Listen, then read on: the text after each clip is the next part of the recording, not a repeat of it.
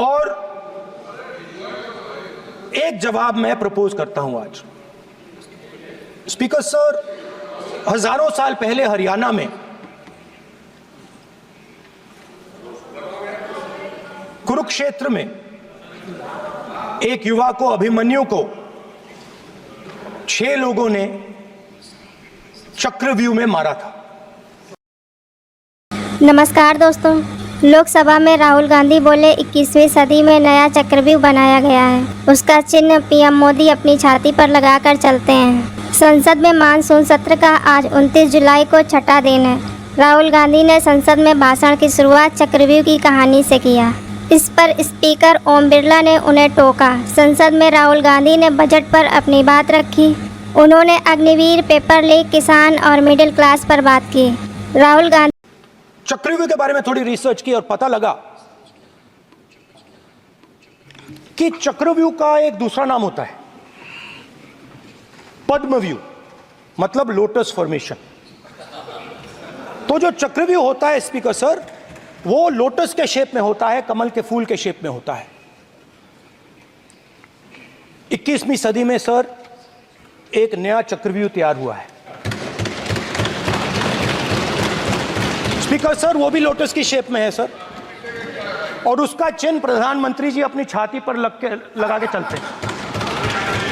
Sir, जो अभिमन्यु के साथ किया गया था, जो अभिमन्यु को चक्रव्यूह में फंसाया गया था, वही हिंदुस्तान के साथ किया गया है। हिंदुस्तान के युवाओं के साथ, हिंदुस्तान के किसानों के साथ, हमारी माताओं बहनों के साथ, स्मॉल बिजनेसेस के साथ, medium size business. Sir, Abhimanyu को 6 लोगों ने मारा था। उनके नाम द्रोणाचार्य, कर्ण, कृपाचार्य, कृतवर्मा, अश्वत्थामा और शकुनी। सर, आज भी चक्रव्यूह के बीच में 6 लोग हैं। सर, चक्रव्यूह के बिल्कुल सेंटर में, चक्रव्यूह में हजारों लोग होते हैं सर, मगर उसके बिल्कुल सेंटर में 6 लोग कंट्रोल करते हैं। तो जैसे उस टाइम 6 लोग कंट्रोल करते थे, वैसे आज भी 6 लोग कंट्रोल कर रहे हैं। चक्रव्यूह को नरेंद्र मोदी जी, अमित शाह जी, मोहन भगवत जी, अजीत दोवल जी, अंबानी और अदानी जी कंट्रोल कर रहे हैं। स्पीकर सर, द चक्रव्यूह that has captured India has 3 forces behind it. First is the idea of monopoly capital, that 2 people should be allowed to own the entire Indian wealth. So one element of the Chakravyu is coming from the concentration of financial power. The second element, sir, मैं budget को explain कर रहा हूं sir, मैं आ रहा हूं, वहीं आ रहा हूं sir. So one element is financial power. The second element is the institutions, the agencies, CBI, ED, Income Tax Department of this nation, and the third is the political executive. Speaker sir, these 3 together are at the heart of the Chakravyu, and they have devastated this country.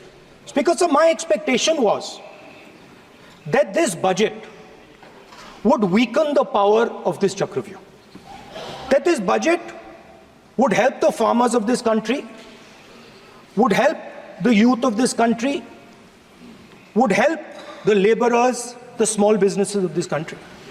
But what I have seen is that this budget, the sole aim of this budget, iski jo niyat hai, it is to strengthen this framework, the framework of big business, monopoly business, the framework of a political monopoly that destroys the democratic structure, and finally the framework of what one can call the deep state or the agencies.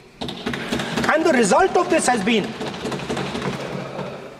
the first, पहला काम इस चक्रव्यूह ने क्या किया, जो हिंदुस्तान को रोजगार देते हैं, स्मॉल एंड मीडियम बिजनेसेस हैं, जो करोड़ों युवाओं को रोजगार देते थे, उन पर इस चक्रव्यूह ने आक्रमण किया। कैसे किया?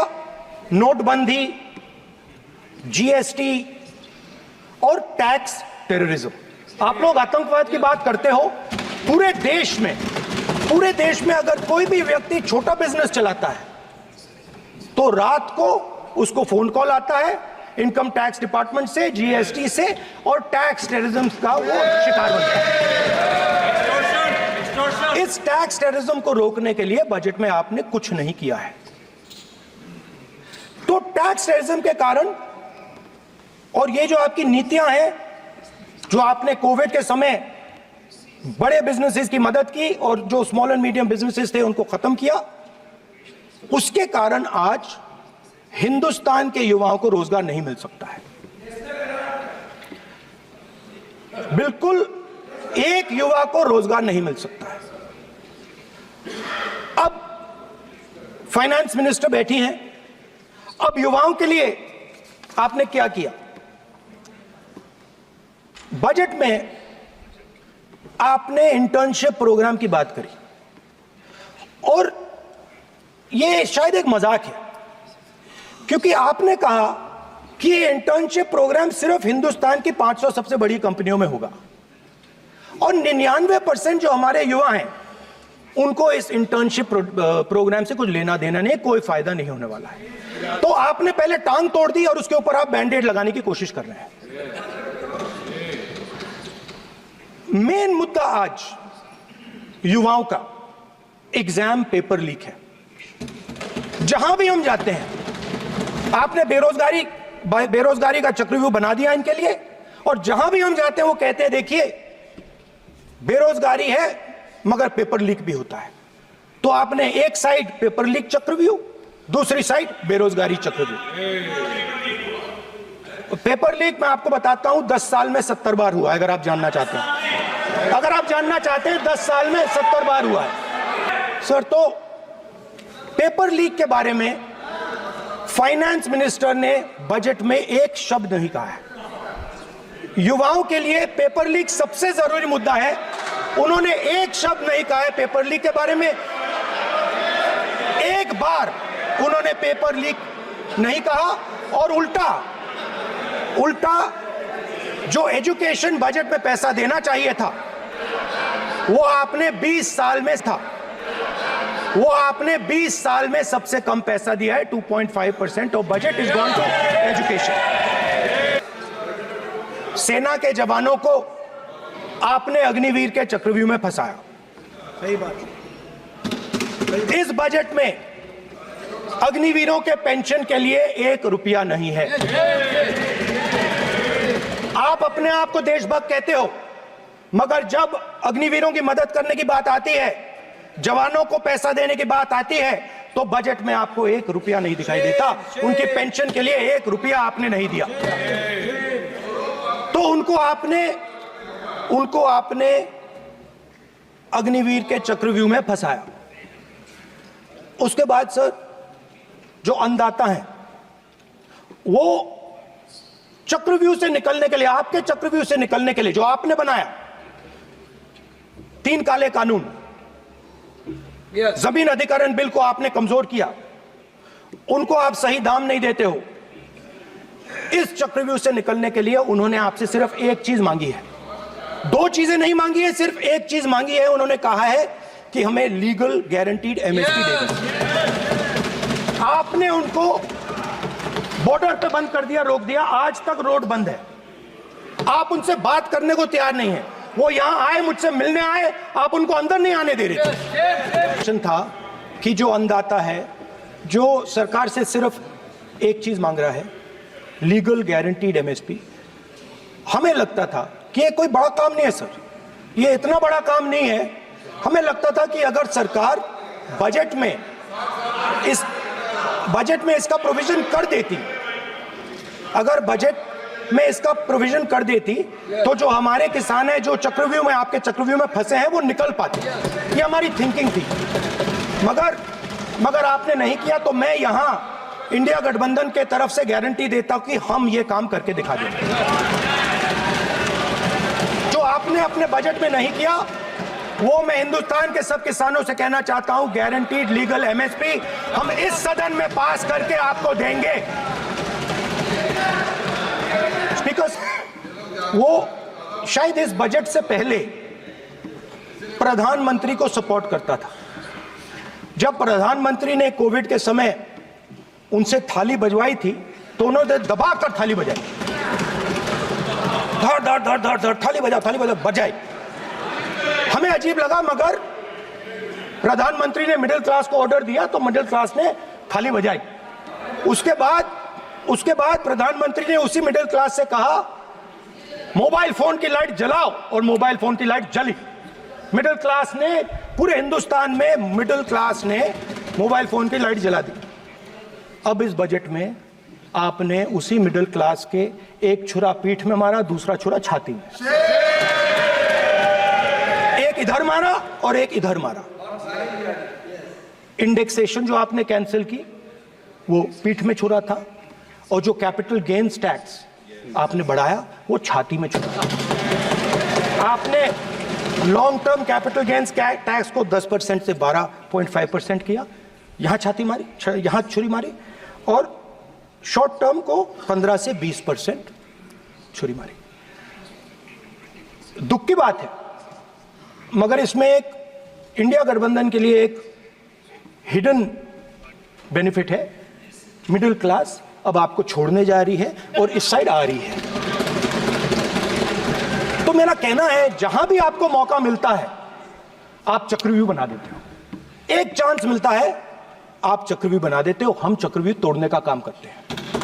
हमारे बजट में किसान का कर्जा माफ हुआ, चक्रव्यूह तोड़ा, मनरेगा हुआ, चक्रव्यूह तोड़ा। तो हम चक्रव्यूह तोड़ने का काम करते हैं, आप चक्रव्यूह बनाने का काम करते हो। आप चाहते हो छोटे छोटे छोटे छोटे छोटे खांचों में रहे, और हिंदुस्तान के गरीब लोग सपना ना देख पाए। सिर्फ अदानी और अंबानी, अरे क्या सर, के इंफ्रास्ट्रक्चर को, बिजनेस को कंट्रोल करते हैं सर। इनके पास एयरपोर्ट है, टेलीकॉम का सिस्टम है, अब पोर्ट्स हैं, अब रेलवेज में जा रहे हैं। देश में ये कौन कर रहा है? तकरीबन 73% दलित, आदिवासी और पिछड़े वर्ग के लोग हैं, और ये हिंदुस्तान की मेन शक्ति है, स्ट्रेंथ है। और सच्चाई है कि इनको कहीं भी जगह नहीं मिलती है। इनको बिजनेस में जगह नहीं मिलती है, इनको कॉर्पोरेट इंडिया में जगह नहीं मिलती है, इनको सरकारों में जगह नहीं मिलती है। ये देखिए सर, हटाना चाहता हूं, मुझे ये करना है सर, वो जगह आगे।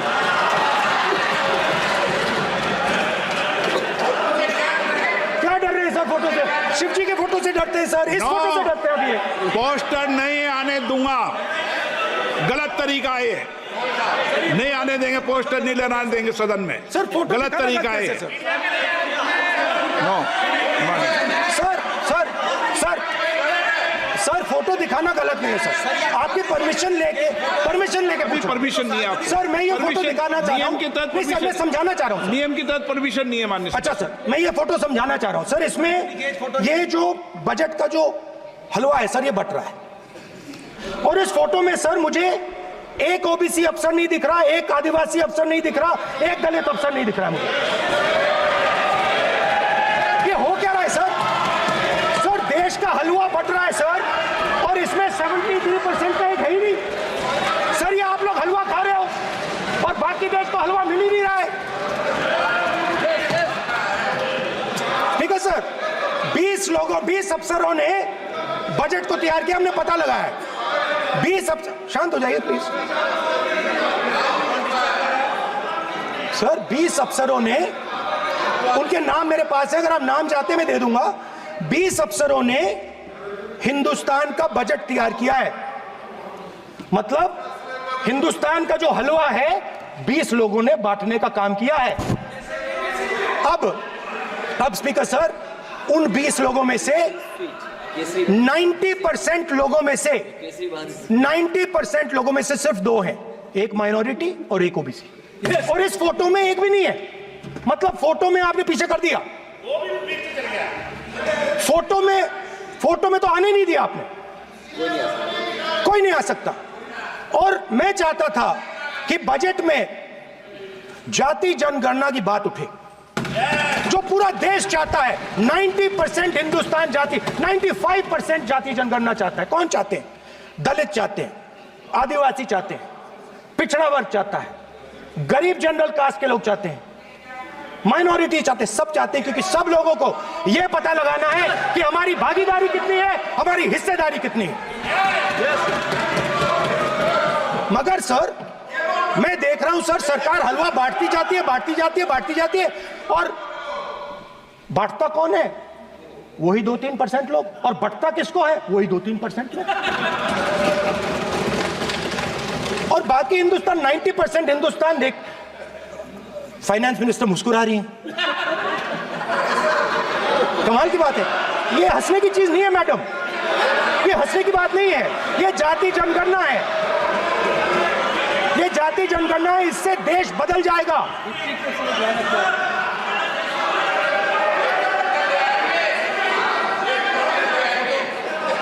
सर आपको सर ये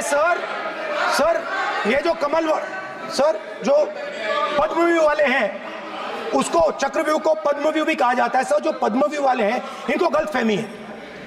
ये सोचते हैं कि देश के युवा, देश के पिछड़े लोग अभिमन्यु हैं। देश के पिछड़े लोग अभिमन्यु नहीं है, अर्जुन है।